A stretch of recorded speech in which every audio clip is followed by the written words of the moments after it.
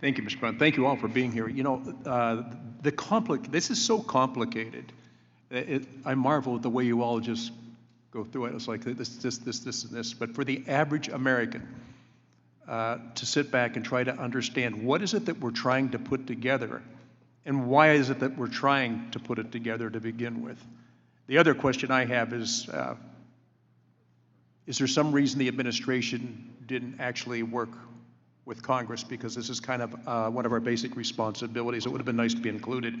So, having said all that, and try not to be a wise guy about this, but I'm serious about this. I cannot imagine bypassing this committee and saying, we'll let you know when we come up with a deal, and then you guys can just jump on and everything is going to be fine. So please help me to understand how enacting Pillar 1 in its current form is pragmatic for the U.S. economy, and more specifically for American businesses. Where is this, as I'm an America First guy, where is this that it somehow enhances our ability to compete globally and maintain our position? By the way, I don't want to just participate in a global economy. I want the United States to dominate it, because I think it's the only way we can save the world as we go forward. But any of you can help me understand this, because this is so bizarre to anything I've ever come up with in my life. And I would admit I don't have a degree in anything that you're talking about. I would never try to do my own taxes, because I know the danger, especially being a member of Congress, if you make a mistake.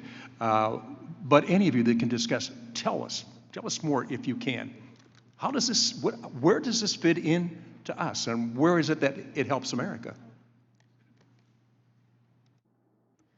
Thank you, Chairman, for the question. I think it's incredibly important, and why I'm so glad that we're having this hearing today, because as I mentioned in my remarks, I think the best way to have a better Amount A outcome that makes sense for the U.S. will be through congressional engagement and through opportunities like today to talk where U.S. industry sees the concerns with how it is currently drafted and work towards making it a better final package that does provide certainty and stability, because the U.S. economy benefits from the global economy. U.S. businesses are in the leadership, and so this is why we're excited to have this conversation today, is to talk through how can we make this a better package with you. So, thank you. Anybody else want to weigh in? Sure. If Yes. I may, sir. The challenge here is avoiding what I described as a difficult digital tax and trade war. So where this began was some European countries interested in taxing in a discriminatory way some US companies.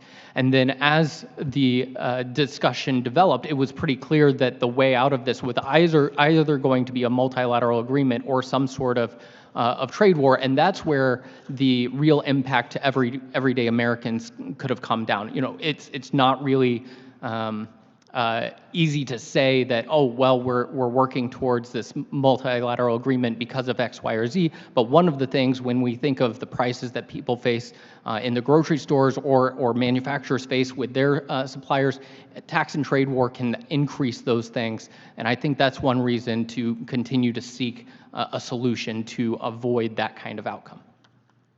Okay, listen, I appreciate support, and we have many people that want to ask questions today, so I'm going to now have Mr. Thompson weigh in from his side of what his concerns are. Mr. Thompson. Thank you, Mr.